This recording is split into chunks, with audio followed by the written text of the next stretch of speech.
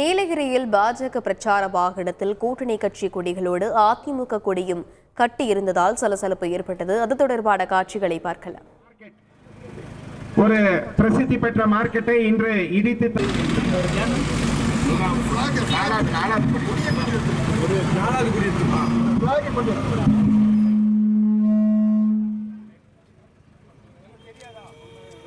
அதே போல இந்த உதகை மார்க்கெட் ஒரு பிரசித்தி பெற்ற மார்க்கெட்டை இன்று இடித்து தள்ளி கட்டி கொண்டிருக்கிறார்கள். அங்கு வாழ்க்கை நடத்தி அதை நம்பி வாழ்க்கை நடத்தி கொண்டிருந்த வியாபார பெருமக்களுக்கு எந்த ஒரு ஏற்பாடும் செய்ய முடியாமல் அவர்களின் இது பற்றிய மேலும் விவரங்களை செய்தியாளர் வெள்ளியம் கூற கேட்கலாம். வணக்கம் வெள்ளியம், கூடுதல் வரும்.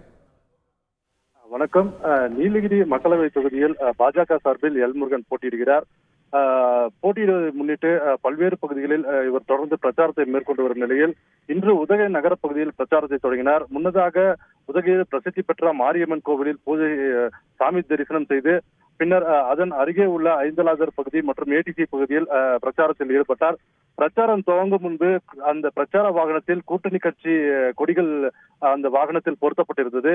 அப்பொழுது அதன் நடுவே அதிமுகவின் கொடியும் கட்டப்பட்டிருந்தது.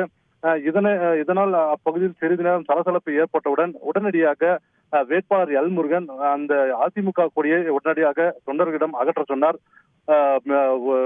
நீண்ட நேரத்திற்கு பிறகு அந்த கொடி தொண்டர்களால் அகற்றப்பட்டது. அதன் பின்னரே பிரச்சாரத்தை எல் முருகன் தொடர்ந்து உரையாற்றிக் கொண்டிருக்கிறார் பிரச்சார வாகனத்தில். விரிவான விவரங்களுக்கு நன்றி வெள்ளியம்.